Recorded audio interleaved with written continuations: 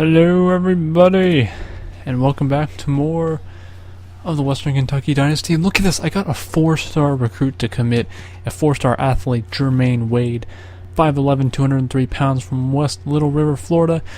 And I'm going to be turning the recruiting difficulty up in Season 2 to Heisman because All-American, I'm just getting, it's too easy. I shouldn't, be getting these kind of recruits ahead of Alabama and Georgia Tech and teams like that. And look at that nice catch by Rico Brown. I think, no, the previous catch I think was actually by Jamariel Brown. We have 2 Browns on our team that are receivers. And John Evans. What a run by Mr. Evans. He returns. He was injured for a while. I think he actually returned last game, but he makes a really nice run on that play to give us the lead early in the game. And Florida Atlantic, gotta watch this team. German, he's got some wheels on him. He can run. So you gotta watch these quarterbacks that like to scramble and move around and make plays with their legs. So we gotta be careful, especially when they come out in sets like this. Bring the coverage in. And I believe in playing really good defensive football. And look at this German on the option. Good blocking by the receiver there as well. So he gets a nice big gain. And then another running play here on second down for the first down. Again, what we get in the face of German, the quarterback, and the ball is a little underthrown. Tyree Robinson, the defensive back on the play. And look at this. Unbelievably great return by Robinson. Nobody's catching him. Just a bunch of big linemen trying to chase him down. Robinson with the touchdown, 97 yards. And NCAA, you guys got to fix the NCAA records because I'm pretty sure the NCAA record for interception return is not 80 yards. So while in the game we have the record, in real life I'm pretty sure that there have been longer interception returns than that. But anyway, I digress. So again, we're coming with the blitz, and oh man, talk about aggressive defense. We destroyed the quarterback, and he would be injured for the rest of the game. So now it's up to Wilbert, their backup quarterback. And what does he do? He throws an interception after we got pressure in his face. Look at right with a little juke move to get some extra yardage on the return. So now we have the ball at second down. We're up by 2 touchdowns, and what do? We throw an interception, of course. I was rushed. The play action was something broke down on that play action that threw me off. But luckily our defense is showing up the play, not giving them anything here. And Wilbert, though, having quite a bit of time, and the receiver just drops it. That's on the receiver. That wasn't a bad throw at all. He's got to hang on to that. And Mr. John Evans barely getting the first down on third down. Second quarter still up by 2 touchdowns, and we try to run the option out of the pistol, and poor read by me. And a sack, just a terrible way to end that drive. And then, I don't show punts and kickoffs unless something happens. And the game pretty much froze for a second right there. Look at that. And then kaboom, right lowers the boom. He now has an interception, a forced fumble, and a fumble recovery. We'll settle for a field goal as we couldn't get much going on the drive, 32. And our kicker is pretty automatic this season. He's had a really great season. Only missed 1 field goal so far. So now we give it off to Simpson. First down yardage. Always take the first down yards. They brought the blitz. The linebackers were coming on the blitz. And what happens when linebackers blitz? You call screenplays. Yeah. They're blitzing, call those screenplays, and then Morrow shakes off a sack and is going to run for the first down. First and goal for the Hilltoppers now.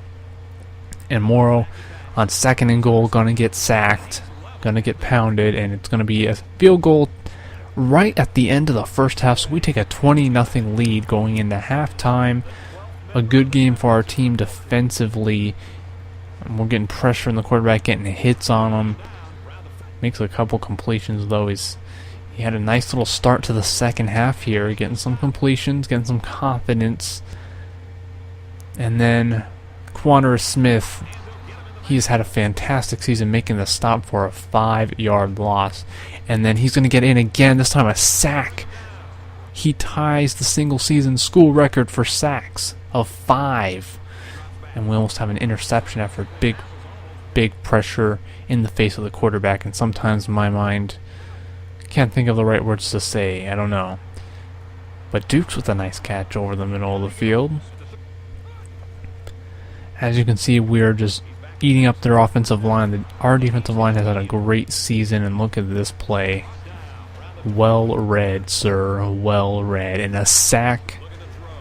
That hurts. They really wanted to score. They're going to kick a field goal. It's a pretty freaking long field goal, and they get one of the unluckiest kicks I've ever seen in a video game. Watch how close this is. This is hilariously unlucky. Look at that. Off the corner. Almost goes in, and it just... yeah. It's just one of those days for them. It was one of those days. And oh, we're going to get a bust play. And look at number 6, the defensive back. What was he doing? So I basically just take a fall. We're going to eat some more clock. And the defensive back, I don't know what he was doing. But, you know, we're just going to get a touchdown to our halfback on the passing play. Simpson with the reception. He's throwing in the little low pass. Yeah, look at that. Beautifully done. Another touchdown pass for James Morrow on the season, and there's pressure forcing the bad pass. That's why you gotta get those blitzes to work effectively. And now we're giving some backups, even though John Evans and Keyshawn Simpson, they're kind of a dual. Simpson gets most of the load, but they, you know, I like to share the carries between them at least. And we win 27-0. Our defense, fantastic play. And for the most part this season, we've had some really great defensive games. A few games, you know, we gave up some more yardage and points than we would like to, but, you know, for the most part, if I keep saying that, maybe it'll not be as annoying. There's a play of the game, obviously. Great game.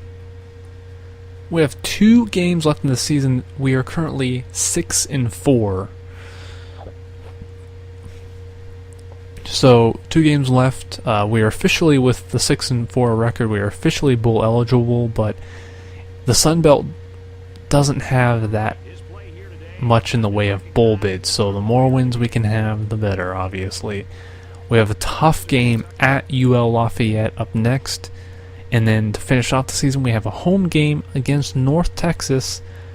We hope to win both those games, hopefully, to ensure we get into a good bowl game. So here are the stats. Nothing too impressive offensively, but it didn't need to be because our defense played outstanding. Great game for our defense. 3 sacks, 2 interceptions, including 1 return for a touchdown, a forced fumble, and a fumble recovery. Great defensive game and special teams as well. And Florida Atlantic, only 99 yards passing. And you know, when you give up that little passing, that's, especially against a team like Florida Atlantic, they can go to the air, and it's nice when your defense can have the game that we did. So happy. So happy with the college football season.